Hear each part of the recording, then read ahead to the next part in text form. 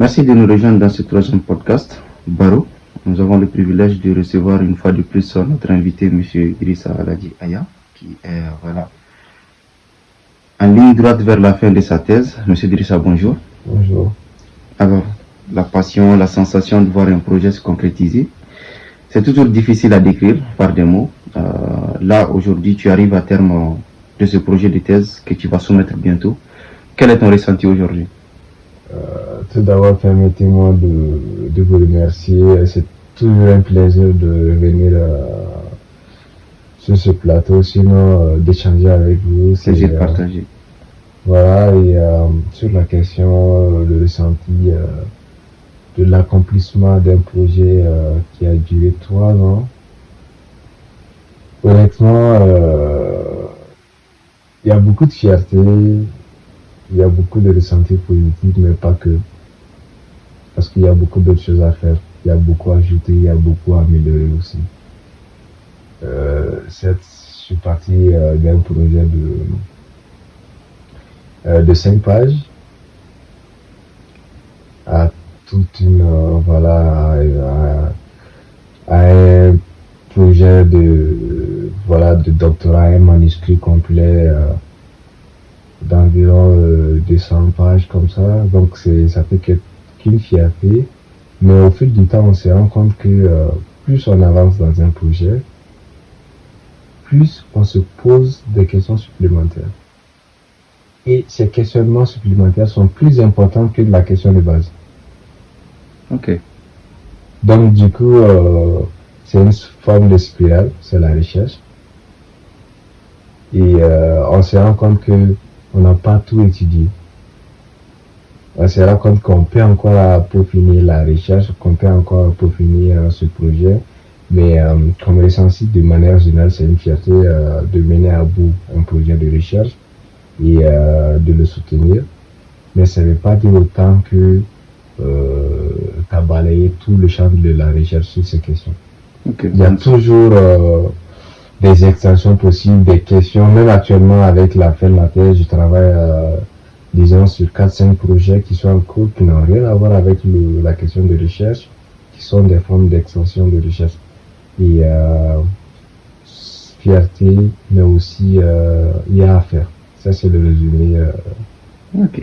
Quand tu parles de fierté, moi, ça me parle beaucoup quand je vois le jeune homme. Alors, pour ceux qui n'ont pas vu l'entretien, la première partie ou la deuxième partie, je vous laisse le soin d'aller voir. Mais quand moi je reviens sur le parcours Koutiala, Bamako, Algérie, France, double master, ce sentiment de fierté, je sais à quoi ça tient. Donc, je suis bien placé pour le comprendre. Mais est-ce qu'il y a eu des difficultés particulières dans ce projet de thèse? Bien sûr, vous pouvez nous en citer deux, au minimum. En fait, moi, ma philosophie est simple. Faut pas se plaindre.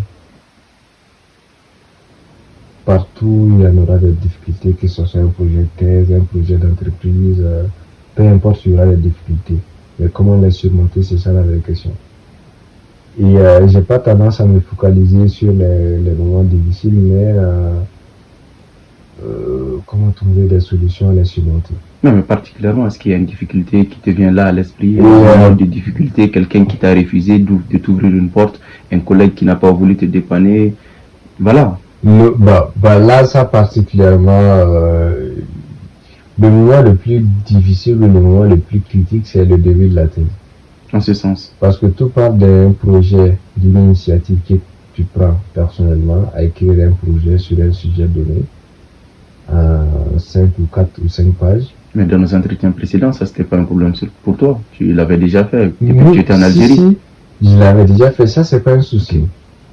Ça c'est déjà une première étape. Donc, tu vas soumettre ta candidature. Tu seras évalué sur ton projet. Ok. Pause. En parlant de candidature, désolé de te couper, mais je suis quand même bien placé pour te poser cette question parce que je te côtoie beaucoup. En parlant de candidatures, je sais que vous faites beaucoup de candidatures. Comment est-ce que ça se passe concrètement? Banque mondiale, FMI. En fait, ces candidatures, est-ce qu'il y a une procédure spécifique? Est-ce qu'il y a une norme de CV à respecter ou lettre de motivation? Comment est-ce que ça se passe? En fait, quand tu te poses en tant que doctorant ou étudiant en phase de thèse, comment est-ce que ça se passe tout ça? En fait, c'est la même réalité partout. Dans tous les, on va désolé, c'est la même réalité dans tous les différentes dimensions possibles, que ce soit la thèse, que ce soit pour un emploi. C'est le même, on va dire, stress, c'est le même degré de préparation, c'est la même chose. Pour avoir un contrat doctoral, il faut appliquer, il faut avoir un projet pour appliquer. Quand tu appliques, la décision finale ne dépend pas de toi. Il faut que ton projet soit pertinent, convaincant. Et dans cette dynamique-là, l'une des difficultés que tu peux rencontrer est que l'appréciation, elle est subjective. D'une personne à une autre, ton projet ne sera pas apprécié. Ça Vous ne avez veut des pas dire, encadreurs. avant d'avoir un encadreur, il faut que tu aies un contrat. Ok. Il faut que tu aies un contrat de recherche. Après, on va t'affecter à un encadreur ou tu auras un encadreur à la suite des discussions. Donc les difficultés commencent avant d'avoir un encadreur. Ça, c'est la première partie des difficultés. Avant d'avoir un encadreur, il faut avoir un contrat. Et ça, c'est des difficultés que rencontrent beaucoup de chercheurs, beaucoup de collègues, avoir un financement pour poursuivre la thèse. Pour mon cas, j'ai pas eu affaire avec ce problème parce que j'ai eu la chance d'avoir le contrat, j'ai pas eu de soucis avec. Mais c'est pas pour autant que c'est pas une difficulté en soi. Ok, donc c'est un problème Oui, qui peut se poser. l'une des difficultés les plus importantes dans la recherche, c'est le financement. Et par rapport à la deuxième partie de la question, comment se préparer pour les candidatures dans les institutions telles que Banque mondiale, FMI, Banque africaine de développement, c'est le même process. Tu vois une offre, ton CV match, tu appliques. En parlant d'appliquer ou de postuler, c'est quand même un domaine assez concurrentiel. Il y a un monde Hyper concurrentiel et maintenant on se bat avec les machines. C'est pas de machines en ce sens. en ce sens où les shortlisting, c'est les machines qui font le premier screening, qui shortlist les Les candidats. ATS, c'est-à-dire les CV quand vous les envoyez, c'est ok le premier tri sélectif. C'est la machine qui le fait. Donc il faut être à jour, comprendre, mettre les mots-clés possibles pour que la machine te détecte ou réponde clairement aux critères pour être dans le premier lot. Est-ce que c'est comment dirais-je, ces critères, est-ce que c'est spécifié sur le site ou est-ce que c'est pas spécifié, mais je te donne un exemple. Par exemple, pour une candidature au FMI, chaque année, on a un truc de 7000 à 8000 candidats. Et c'est, un poste, en fait, pendant une thèse, est-ce qu'il y a un nombre de stages à faire ou c'est autant de stages possible? En fait, la thèse n'a rien à voir avec les stages. Les stages, c'est pourquoi alors? Parce que pour autant de candidatures, je me dis, il y a une finalité. La thèse n'a rien à voir avec les stages. Tu fais ta thèse d'un côté et tu candidates. Comment ça se passe au fait? C'est quoi la Oui, merci pour la question, mais la thèse, c'est une expérience professionnelle en soi. Ça n'a rien à voir avec tes expériences dans les institutions. Et moi, en fonction de mes ambitions, je souhaite travailler dans les institutions. Autant faire une thèse qui porte sur des thématiques qui intéressent ces institutions. Qui intéressent ces institutions et qui sont assez globales et qui intéressent tout le monde. Et je me dis, autant faire de la recherche, mais de la recherche appliquée. La recherche qui porte sur les recommandations de politique économique. Et étant donné que je souhaite travailler dans les institutions après la thèse, donc durant la thèse, j'ai cette flexibilité de continuer mes recherches ou de collaborer avec ces institutions sur les questions de recherche, mais aussi de faire des stages. La raison pour laquelle j'ai fait des stages, j'ai eu à faire des stages dans les institutions, mais on peut faire son doctorat sans faire un stage. Ça n'a rien à voir. C'est un choix, on va dire, personnel, mais le doctorat n'a rien à voir avec un stage. Ok, donc le stage c'est beaucoup plus ambition et préparer l'après. Exactement, exactement. Étant donné que mes recherches sont orientées policy pour faire des recommandations, donc pour moi c'est plus utile d'avoir un pied institution, un pied dans la recherche et puis combiner les deux. Ok, quand tu dis policy, tu fais référence à quoi? Recommandations de politique économique. Ok, d'accord. Et tu as parlé tout de suite de flexibilité. Ces entretiens, quand tu as accepté, Il y a un entretien. Ouais, sans doute un entretien. C'est des institutions internationales, donc forcément, il y a une partie qui se passe en anglais. Et moi, c'est des sujets que je traite souvent Pas dans mes qu'une vidéos. partie est tout en anglais. Formidable. Au-delà de là, de la langue, de la barrière de langue, après, c'est une thèse. Après, on est censé avoir un niveau universitaire d'anglais, mais poussé encore plus. Mais ce qui m'intéresse et la question que je veux poser là, c'est toute cette technique de prise de parole en public, la posture adoptée, le regard. Comment est-ce que on en vient? Est-ce que vous avez un coaching spécifique par rapport à ça? Première question. Et comment est-ce que, ou à travers 2-3 astuces, comment toi tu fais pour t'en sortir? Bah là, du coup, ça, j'ai appris sur le tas. Il faut beaucoup d'échecs pour l'apprendre. Beaucoup de we regret to inform you your application has been not selected. Tu vois, le fameux mail là de regret. Je connais toutes les formules possibles. Récemment, ils ont fait les mises à jour. Ils disent we regret to inform you we will not we going with you for the next step. Maintenant, ils changent beaucoup la formulation, mais on essaie d'humaniser le plus que voilà, c'est ça. Okay. Sinon, c'est à travers le temps. Déjà, l'anglais, c'est indispensable. Qui dit institution, si tu n'as pas un niveau d'anglais, il faut oublier les institutions, ça c'est imprévu. Donc, il y a un effort à apprendre l'anglais et à le parler bien. Il y a deux choses. Oui. L'apprendre, c'est une chose. Et le pratiquer, c'est autre chose. Parce que le niveau de compétition, c'est avec les gars de Boston, Harvard. Qui parlent couramment anglais. Pas couramment, ils sont natifs anglais. Donc, du coup. Pas d'autres étudiants internationaux qui étudient là-bas, mais des natifs. Des natifs, donc tu concurrences directement avec eux. Donc, l'anglais, c'est. Voilà, c'est pas pour te décourager, mais si tu ne connais pas l'anglais, tu n'as pas ta place là-bas. Il y a ce premier côté, mais comment apprendre à parler en public, comme je te dis, la thèse, c'est pas que la recherche, mais aussi il y a des cours, des séminaires, des séminaires de recherche au cours duquel tu vas pas présenter devant un public tes travaux de recherche. Donc, au-delà de l'aspect scientifique, il faut être convaincant, il faut il faut connaître son public. Il y a tous ces aspects, qui sont importants. Donc, et aussi, j'enseigne à l'université. Ça fait la 4e année j'enseigne. Donc, tout ça te prépare à parler en public, à avoir des astuces. Il faut juste être honnête. Je ne peux pas prise en compte. Donc, un baratin honnête. Voilà, merci pour la question. Mais actuellement, je vais vous revenir d'ici la fin de ma présentation, mais actuellement, il n'y a pas de réponse directe. Ça se fait. Okay. Donc, tout ça, c'est des astuces. Mais moi, les entretiens, les préparer, c'était au sur le tas. Au fur et à mesure que je fais des entretiens, au fur et à mesure, je m'améliore au fur et à mesure. Mais aussi, il y a un truc que je fais, que j'applique même actuellement. À chaque entretien, j'écris tout mon speech. Ça, je te connais bien pour le savoir. Tu l'apprendras même presque par cœur. Oui, donc oui, c'est ça. Pour chaque boîte, j'ai un entretien. Je sais que les questions dépendent de l'intervieweur. Mais ce que moi j'ai à dire, ça dépend de moi. Et il y a les questions indispensables.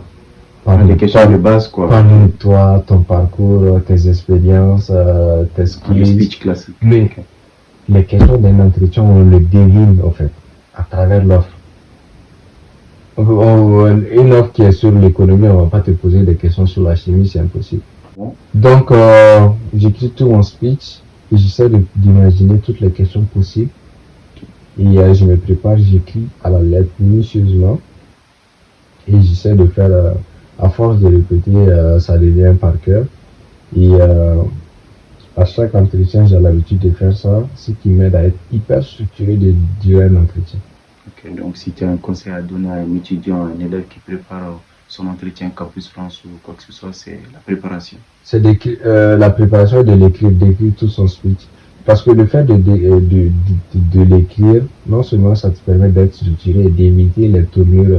Oui, ça permet même à l'esprit d'imprégner effectivement ce que tu t'apprêtes à dire. Donc, puisque c'est écrit, même si il t'arrive de faire une omission, en fait, tu l'as tellement répété plusieurs fois que tu seras en mesure, pas d'utiliser le même mot, mais d'utiliser un mot qui dit la même chose ou qui s'apparente, ou en tout cas qui te permet de débloquer la situation.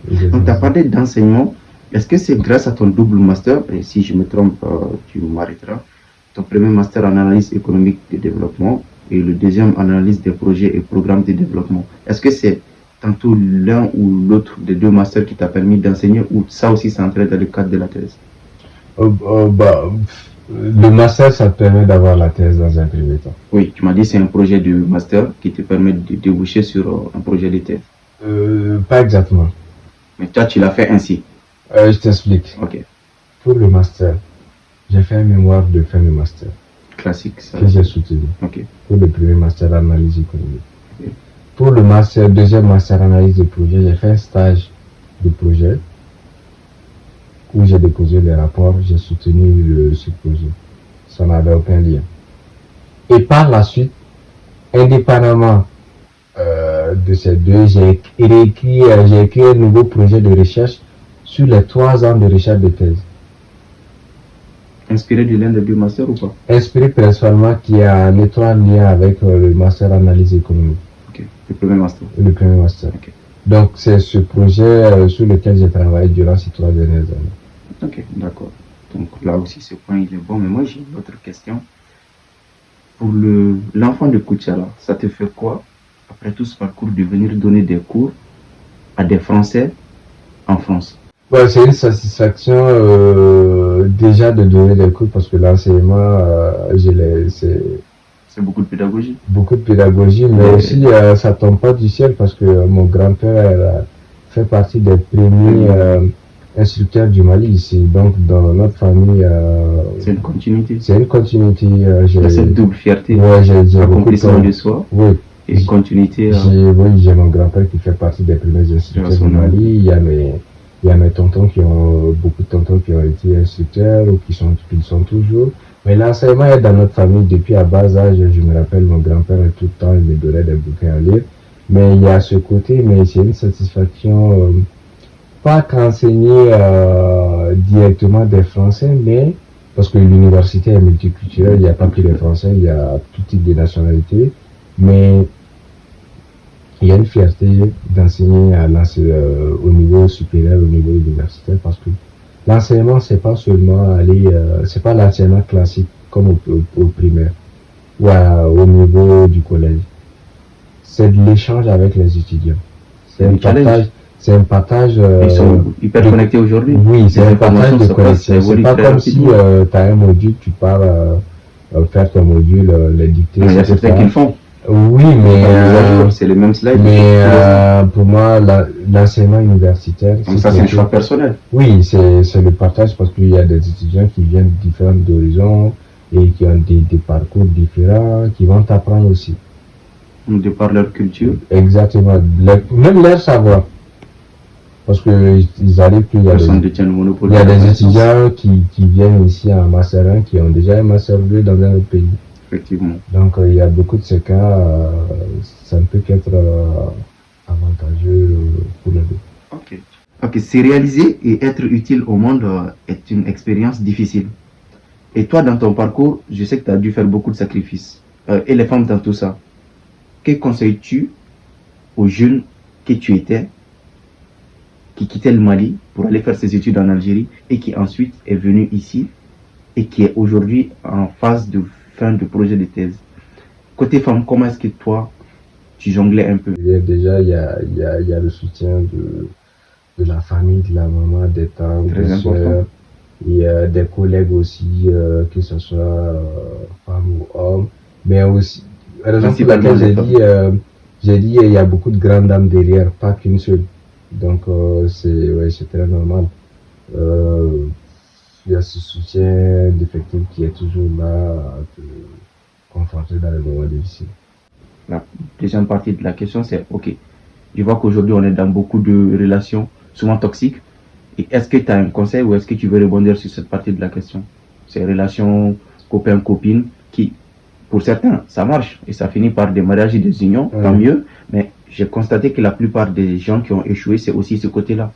Parce qu'ils ne savent pas gérer leur temps, qu'ils donnent la majeure partie de leur temps à des copines, à des femmes.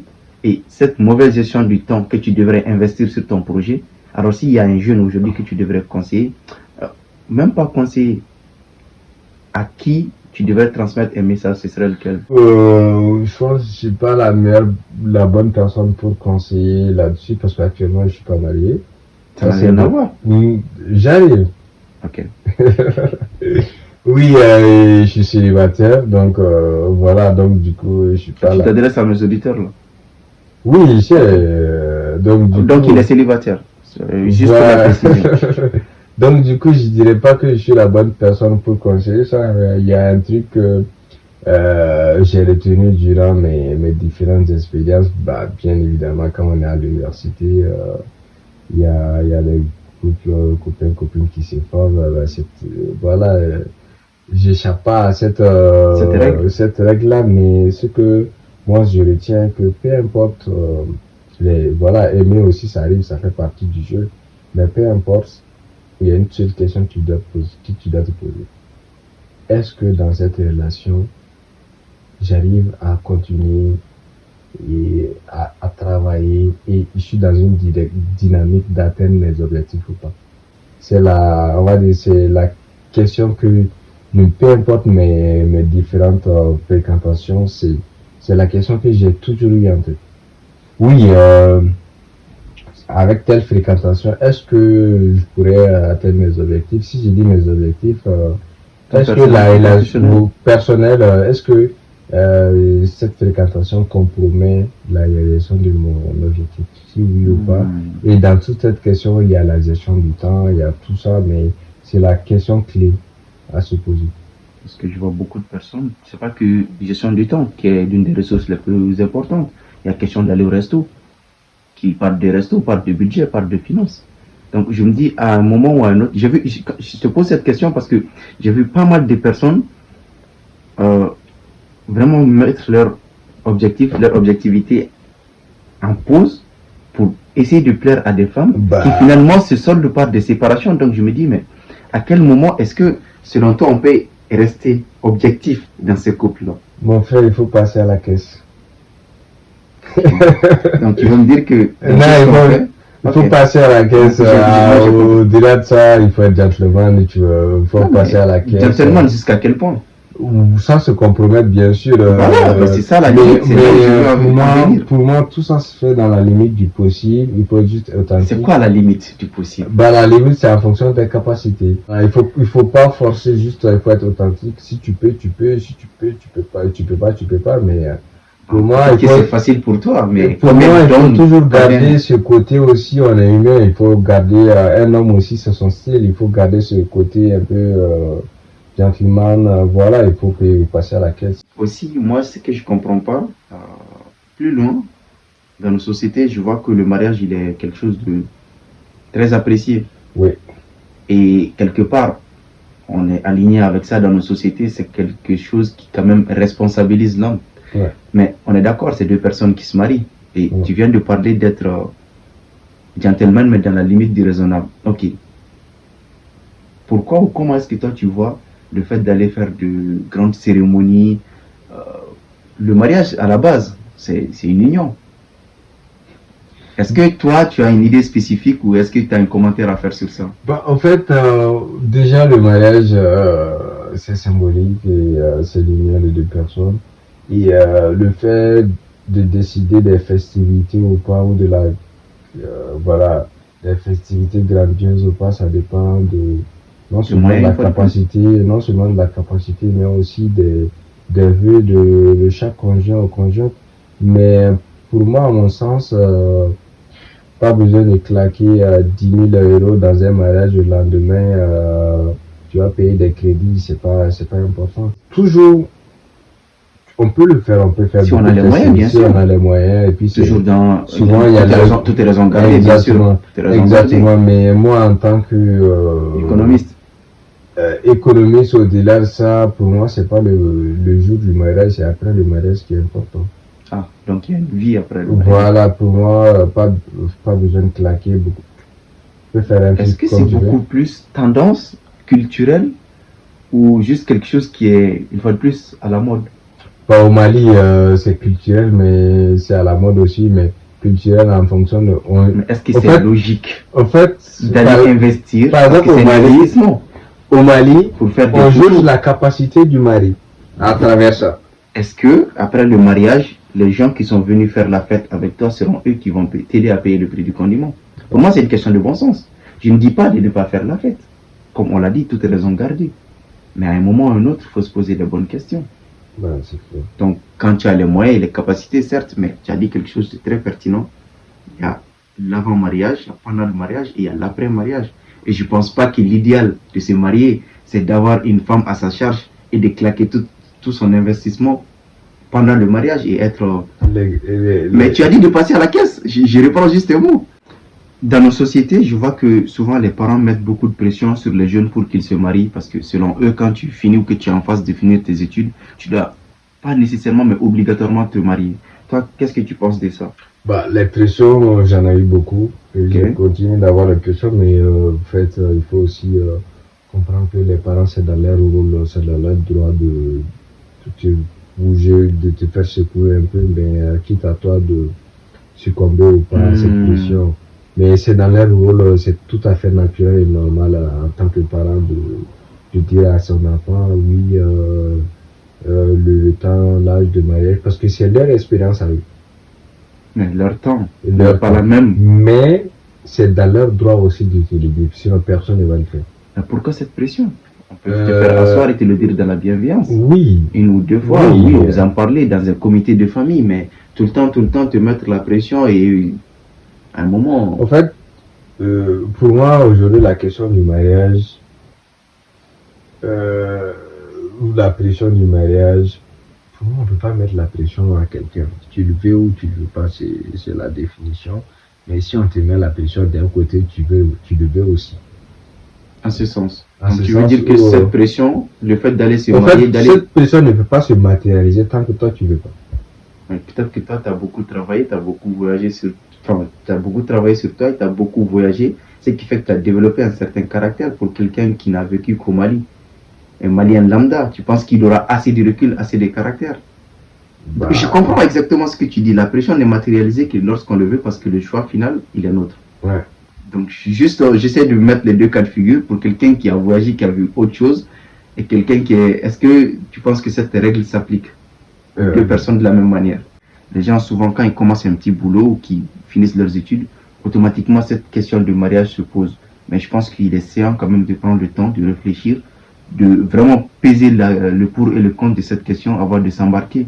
Parce que, comme on le dit, le mariage, voilà, c'est comme un océan. C'est vraiment comme un océan. Quand tu embarques dedans, tu sais pas ce qui t'attend. Et je pense qu'il faut avoir le maximum de bagages nécessaires, lire des livres, se former, écouter, voilà, si possible.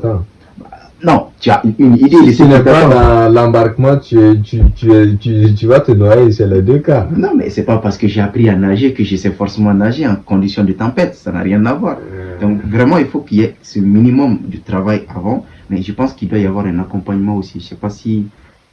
Oui, ça c'est côté parent paternel, ça en fait comme maternel. Et je sens que tu vas me taper dessus sur cette question, mais en fait, on demande beaucoup aux femmes et aux mamans dans la société.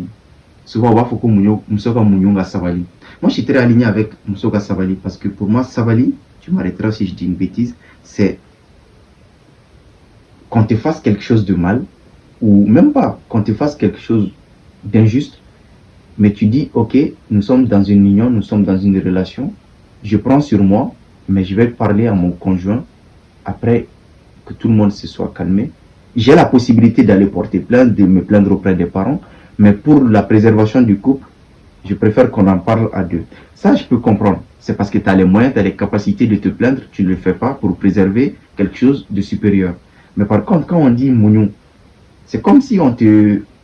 Voilà, je prends un exemple typique. On bat une femme, ses parents savent qu'elle est battue dans le couple. Déjà, moi je suis contre toute forme de violence. Déjà, voilà, je peux jamais cautionner ça. Voilà, toi la question, déjà, ok, mais comment est-ce que toi tu vois la chose? Mougnou, peut-être dans un temps, c'était une réalité qu'on pouvait comprendre, parce que les gens à l'époque avaient une certaine moralité, une certaine probité. Mais est-ce que le jeune lambda d'aujourd'hui qui veut se marier, tu penses qu'il a les mêmes principes, les mêmes valeurs morales que nos parents avaient? Bah, là tu as commencé la question, est-ce qu'il y a un accompagnement ou un enseignement c'est très pour important. Le mariage Moi, je ne l'ai pas de la vu. jeune génération, mais il n'y en a pas. Ok. Donc, le besoin. Il n'y en a pas, donc du coup, on lit pas une notice avant de se marier. Il n'y a pas de. D'université pour se former au mariage, quoi.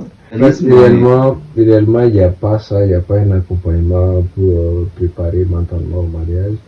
Mais au pays, le seul critère est que financièrement, si tu as un boulot, on va dire que bon, financièrement, tu peux prendre soin d'une famille. Là, moi, je me permets de te couper et de m'adresser vraiment aux parents. Est-ce que vous donnez votre enfant au mariage ou en mariage ou est-ce que vous le vendez? Parce que, est-ce que tout simplement parce que quelqu'un a une capacité financière, souvent même douteuse, on ne sait même pas d'où vient l'argent, on dit juste que c'est quelqu'un de riche, sans voir la moralité, ni la probité, ni l'équité de la personne. Bon, En fait, ça se passe. Je sais que tu as des exemples. Et si tu peux nous en parler, ce serait formidable. Mais moi, c'est quelque chose qui personnellement me choque. Mais c'est la réalité du pays. Est-ce que tu as un avis là-dessus? Il y a des femmes qui Mais bien sûr, il y a des temps qui ont changé. On est au XXIe siècle. Oui, en 2025. Ça dépend de qui. Au fait, ça dépend de qu'est-ce que tu cherches. Si tu cherches l'argent ou si tu cherches l'amour, ça dépend. L'argent, c'est pas éternel. Oui, mais ça dépend de. Même l'amour, c'est pas éternel. Oui, mais de toute façon, si deux personnes décident de s'engager dans nos sociétés, c'est pas une question d'argent. Que d'argent, je précise. Ce n'est pas qu'une question d'argent.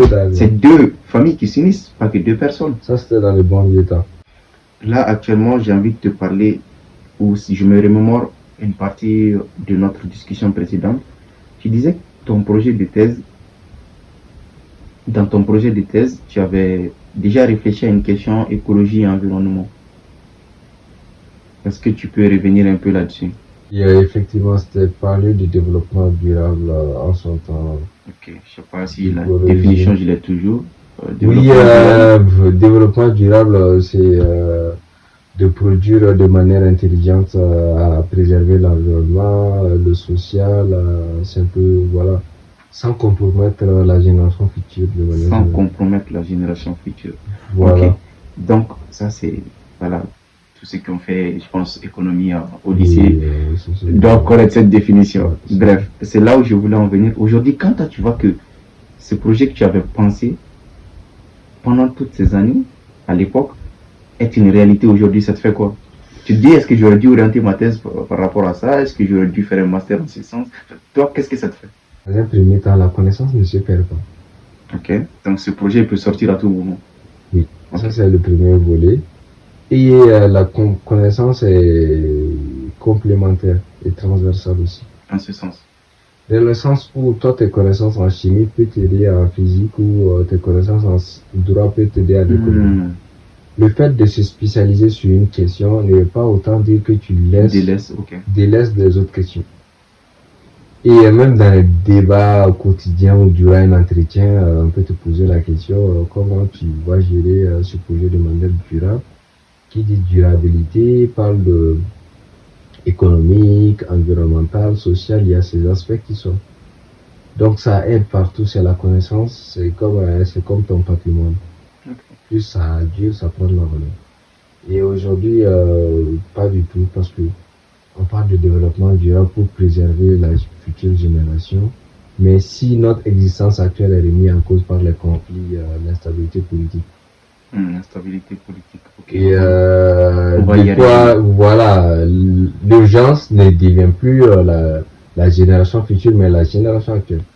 Okay. Donc ça change carrément le paradigme. En fait, moi, j'aimerais faire le lien déjà entre cette question et une nouvelle question. Quand on dit penser ou prendre en compte la génération future, est-ce que vos choix ou les choix économiques des pères de l'époque, on ne vit pas les conséquences aujourd'hui? C'est exactement ça. Parce que quand tu parles de capitalisme... La preuve en est que la dette que le pays, ton pays va contracter aujourd'hui, c'est pas toi qui vas le payer, c'est tes enfants et tes petits-enfants qui vont le payer. Donc les chefs d'État sont au courant de ça, bien avant de s'engager. Mais la dette qui est contractée au temps est négociée sur 20 ans, 30 ans. Minimum. Mais quand tu dis long terme, court terme, c'est-à-dire, généralement, les dettes de court terme, c'est dettes sur 5-6 ans. Long terme, c'est plus de 10 ans. Ok, ce qui veut dire que dans les constitutions de ces États-là, si un président... Pas de ces États, ça, c'est tous les pays du monde. Ok, d'accord, mais je prends un cas typique. Si un président s'engage, même celui qui le succède, est aussi engagé. Bien sûr. Et il n'y a pas de possibilité de renoncer à ça et tout. Pour renoncer, il faut payer l'argent. Selon toi, quelle relation est-ce qu'il existe entre tout ce qui est politique économique et instabilité sécuritaire? Déjà, l'instabilité, que ce soit les conflits, les coups d'État ou aussi la vulnérabilité économique, le changement climatique, ça entraîne le pays dans un cercle vicieux. En ce sens. Dans le sens où, quand on est dans une situation de conflit, ça réduit les investissements. Mais bon, quand tu dis investissement, c'est quel type d'investissement? Les investissements directs étrangers, l'attractivité, ça réduit dans un premier temps l'attractivité du pays, moins de tourisme. Ok.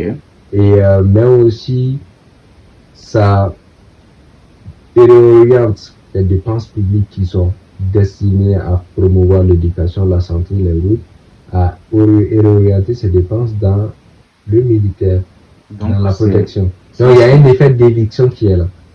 Ok, l'un va subir les conséquences. Okay. Pas même l'un, c'est tous les organes. Tout est lié. Les organes de Je l'État, m'explique, ok. tout est lié. Le fait de réorienter ces dépenses d'éducation ou d'investissement public dans l'armement, ça sera moins d'éducation, moins De soins sanitaires, de construction de routes. Et si moins de routes, moins de soins sanitaires, ça va impacter l'activité économique. Donc, de même, si l'activité économique est dans cette situation, moins d'étudiants, d'enfants à l'école, moins d'universités, plus de chômage, ça aussi, ça fournit, c'est comme si c'est les déterminants basiques pour les conflits encore. C'est un cercle vicieux. Le niveau de délinquance qui va augmenter. Exactement. Les prisons qui vont surcharger. Les Exactement. Okay. Donc, il faut sortir de ce cercle.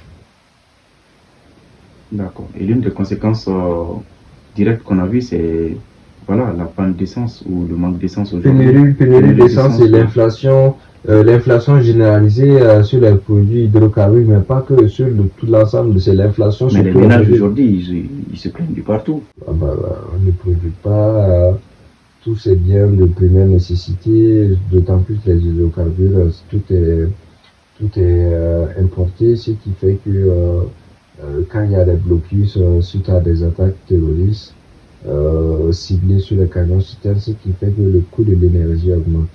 Et l'énergie, c'est un input qui est utilisé dans l'ensemble, peu importe la production de biens ou de services. L'énergie, ça impacte tout des biens. Et ça entraîne de l'inflation. En français, ça a quel impact direct ou indirect?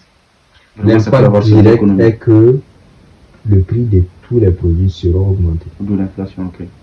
Donc même si tu as de l'argent actuellement, l'inflation va faire que la valeur de ton argent va diminuer.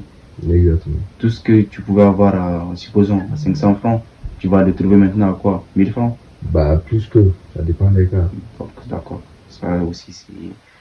Aussi, selon toi, avec ta casquette de thésard, d'économiste en développement, selon toi, quelle politique ou quelle alternative peut-on mettre en place pour une potentielle stabilité économique? Est-ce qu'il y a des pistes? Est-ce que toi, tu as des propositions concrètes pour la situation, la crise actuelle du Mali?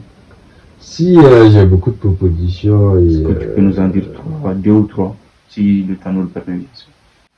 Pour remédier à ce cercle vicieux, comme je l'ai mentionné dans la question précédente, dans un premier temps, il faut promouvoir la justice. En ce sens, justice. Au sein de la société? Au sein de la société. La corruption? Toute forme de justice. Parce que il faut s'attaquer directement aux déterminants des conflits. Qu'est-ce que tu appelles déterminants? Si je dis déterminants de conflits, les conflits ont toujours lieu à la suite d'un non-compromis. C'est-à-dire que les deux parties ne sont pas d'accord sur un fait ou sur une situation. Ok, est-ce que tu peux vraiment...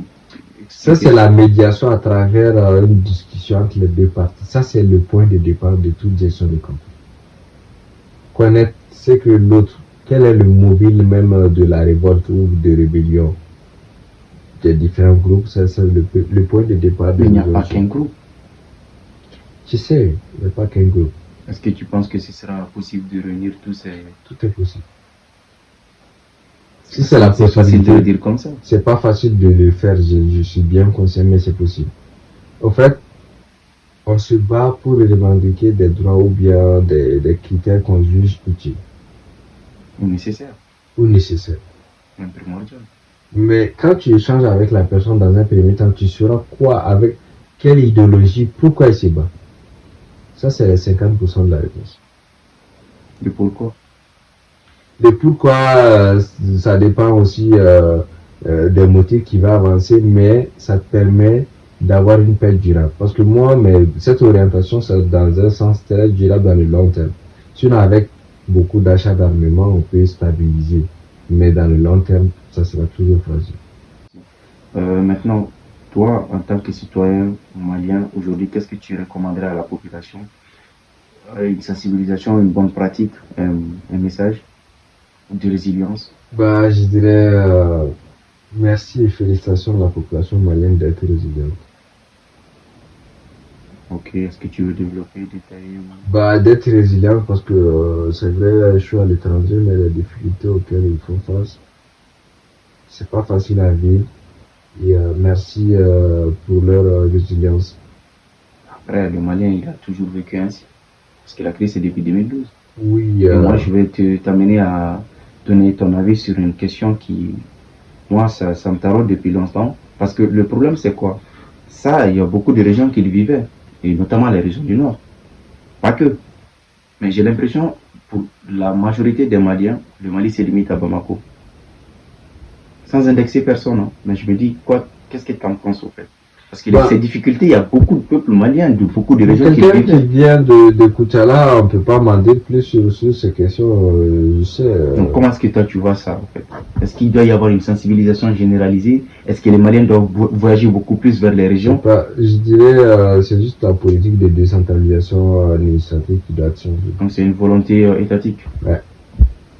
Qui Parce que parle tout des... c'est centralisé à Bamako. Pour avoir un passeport malien, peu importe là où tu es dans le Mali, au Mali, il faut forcément se rendre à Bamako. C'est intéressant ce que tu dis parce que j'ai reçu une autre compatriote sur ce plateau qui disait la même chose. Pour elle, elle disait à un moment ou à un autre, il faut penser à vraiment mettre en place un système qui permet vraiment d'authentifier les documents en ligne, quoi. Ou de décentraliser, il faut décentraliser. Après, chaque région doit être suffisamment autonome aussi pour abriter. Mais pour un simple document administratif, tout le monde tout Malien a droit à son passeport. C'est un droit à la naissance. Et pour avoir ce passeport, il faut se déplacer pour aller à Bamako. Quand tu grandis au village, tu dis tout le temps que c'est une chance. Mais est-ce que tu veux développer ça aujourd'hui?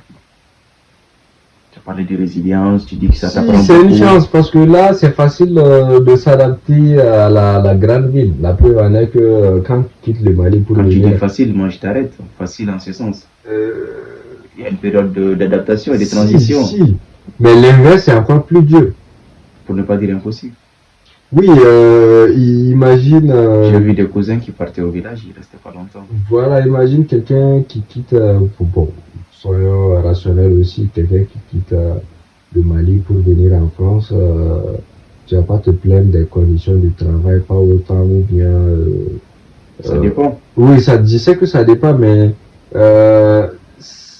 l'adaptation en France, vu qu'il y a des conditions nettement sociales nettement améliorées qu'au Mali, tu vas pas beaucoup te plaindre, mais l'inverse, ça va être très dur. Donc, tout ça, cette résilience, le fait que tu as une bonne base éducationnelle, que tu as un fort sens d'adaptation, tu penses que c'est des qualités qui peuvent t'aider, pas que à l'étranger, mais un peu partout. Ça va être dans tous les domaines. Ok, d'accord. Tu dis souvent aussi, tu répètes la phrase, tu dis tout le temps, Nakani Nakunte Killing, pour chaque étudiant ou quelqu'un qui va à l'étranger. Est-ce que tu peux nous en dire un peu plus? Oui, moi, Nakani Nakunte Killing, Ben Nanakon Nanakan, mais qu'est-ce que la personne a au fond de lui, exactement? Qu'est-ce qu'il veut faire? La vision. C'est ça. En fait, quand tu détermines Inakan, Inakon, c'est que tu t'es projeté ou que tu te projettes. Mais sans projection, tu peux pas le faire. Voilà, c'est parce qu'il va y avoir des embûches sur la route. Mais quel sera ton point d'ancrage si tu n'as pas cette vision-là? Est-ce que c'est possible selon toi? Dieu merci, j'ai eu toujours cette vision, donc le contrefactuel, je ne serais pas l'expliquer. Ok, tu n'es pas la bonne personne placée pour répondre à cette question, mais maintenant que tu es en phase de fin de thèse, est-ce que tu as une projection? Parce que c'est ce que tu viens de dire, c'était pour faire la thèse. Maintenant que tu as un... Voilà, c'est pour bientôt.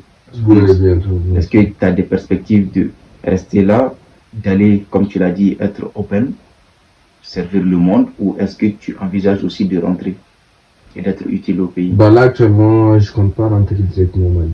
Même s'il y a une offre, même si on t'appelle, on te dit, voilà, c'est que tu travailles sur ce sujet-là. Bah, il faut m'appeler, voir en fonction de l'offre, je verrai bien. D'accord. Il n'y a pas assez de contacts pour faire cela, mais bon, qui sait, on ne sait Mais jamais. là, actuellement, je compte pas directement rentrer au Mali. Pour des raisons personnelles? Oui, pour des raisons personnelles, mais aussi, je veux aussi ma part d'expérience à l'international aussi avant d'aller bien servir mon pays. Parce que tout le monde dit ça, je veux servir mon pays, je veux servir mon pays, mais on parle de fuite des cerveaux et tout ce qui va avec. Toi, qu'est-ce que tu en penses concrètement? Bah, le Mali aura plus à gagner avec moi, je dis dans le sens où Non, pas tant ta personne, mais avec l'ensemble des étudiants qui sont sortis, qui ont eu cette expérience à l'extérieur, si je comprends bien. fuite de cerveau, je pense pas. Fuite de cerveau, ça c'est les anciennes théories. Actuellement, c'est la question d'opportunité, mon frère. Ok. Quand tu dis question Si d'opportunité, vous voulez éviter la fuite des cerveaux, créer des opportunités, on va tous rentrer, c'est tout. ok. Je pense que ça peut Il n'y a pas 10 000 compliqué. choix. Oui, c'est vrai, on n'a pas le système éducatif le plus performant du monde. Ça, je suis d'accord. Non, le système Mais- corrompu le plus efficace. Bon, ça c'est à apprécier, ça dépend de l'appréciation de tout un chacun, mais la question c'est de créer les conditions de retour nécessaires, même si c'est pas voilà, on ne demande On ne pas, demande pas la lune non plus. voilà, mais juste les conditions de minimum. retour, le minimum, créer un Et cadre. pourtant, aujourd'hui, favorable avec de ton retour. statut, c'est quoi le minimum? À quoi est-ce qu'il t'aspire? Le minimum c'est très relatif, mais pour moi, retourner au Mali, le minimum c'est d'avoir un toit, déjà chuter quelque part, avoir un toit où dormir, avoir un moyen de déplacement. Un laboratoire de recherche? Oui, par exemple, ça c'est le minimum, avoir la connexion. Les conditions nécessaires pour pouvoir. Ça c'est le B.A.B.A. Ça c'est le B.A.B.A. pour moi. Ok, pas de souci. Maintenant, on t'a un peu vers la fin de cet entretien. Est-ce que tu as une anecdote à nous partager? Moi, je vais commencer par une première anecdote. Alors, moi, il y a un parent qui t'a dit une fois, quand tu étais rentré, je pense que c'était en vacances certainement, il y a Mali Kalange Kouban. Quand Algérie Kalange Kouban. Si c'est une naïve France, il faut Kalange Kouban. En fait, toi, quand tu entends ça, c'est sais que c'est drôle ou ça tend vers quelque chose de drôle, mais toi, ça t'a évoqué quoi? Quel était ton ressenti? Bon, ça me fait tout le temps rire hein, quand j'entends ça. Mais en fait, c'est pas les mots, Mais la tournure. la tournée, mais moi je lis en fait, je vois une autre interprétation qui est très différente. La personne est en train de m'encourager Te féliciter. et me féliciter Dire aussi. qu'elle est fière de toi. Exactement. De dire que tout le pays compte sur toi, pas que la famille. C'est un modèle, c'est une référence. T'as bien compris, c'est ça. Après, souvent, on a souvent ce recul. J'ai eu aussi une autre invitée sur le plateau, c'est ce que je lui disais. Il est temps que nous, à un moment ou à un autre, pas par ostentation, mais qu'à un moment on soit fier de ce qu'on fait. On est tellement dans l'humilité, c'est notre éducation, qu'à un moment ou à un autre, on ne célèbre pas assez nos réalisations.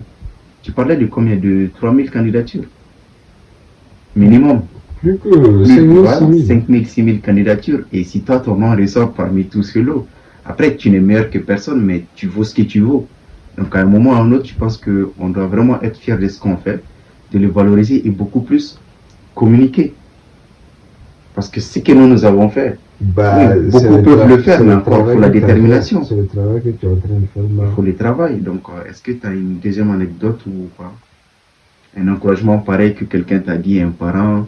Bah, anecdote, au fait, j'en ai beaucoup, honnêtement. On va commencer par du Mali en Algérie. Au fait, honnêtement, je reçois tout le temps des messages, que ce soit de la famille, des anciens collègues ou camarades universitaires, qui m'écrit tout le temps, honnêtement, je suis fier de toi, t'as continué dans tes études, t'as une belle carrière alors que j'ai rien commencé. Ça, c'est pour toi, c'est toi qui le dis. Et tout le temps, oui, franchement, j'ai beaucoup de messages comme ça. Ça encourage. Je fais des screenshots pour garder des souvenirs, mais tout le temps, j'ai des messages comme ça. Et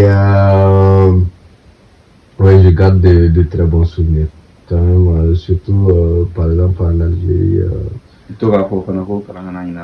Non, tu es au-delà des études, il faut t'amuser, il faut vivre. Hein. Donc, du coup, c'est ça.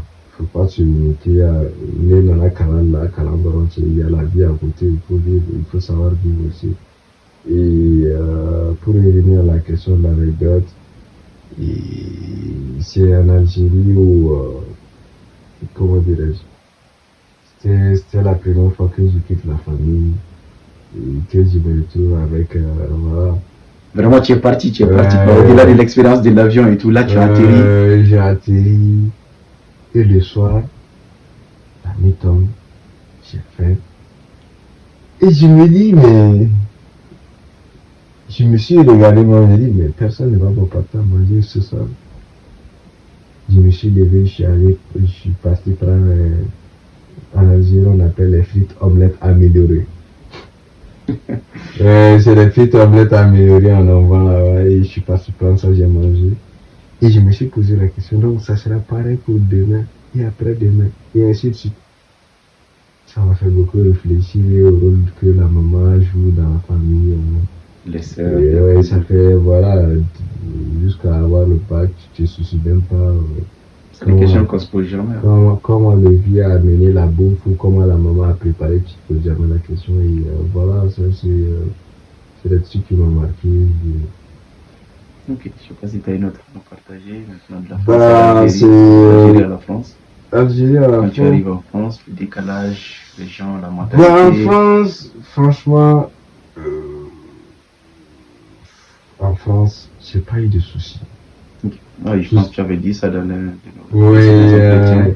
Et le programme était fait de sorte que... Oui, je suis reconnaissant aussi parce que j'ai eu une bourse, après j'ai continué ma thèse. Honnêtement, je suis tombé, oui, mon environnement était agréable, surtout à l'université, tout ça. Ok, d'accord. Et quand tu étais aux États-Unis, première impression, nous avons parlé un peu de Times Square, d'aller voir la Maison Blanche. Ça c'est le premier réflexe. J'ai regardé le film de Jack Bauer et tout, Maison Blanche et tout ça à New York, mais c'était un rêve aussi d'aller voir ça en live. Donc oui, c'était beau à voir, mais c'était que le premier jour. Mais après, chaque jour, je passais à côté, je fais plus attention, mais ça fait plaisir en soi d'aller voir ça parce que c'est possible, c'est ce que tu t'es dit. C'est possible.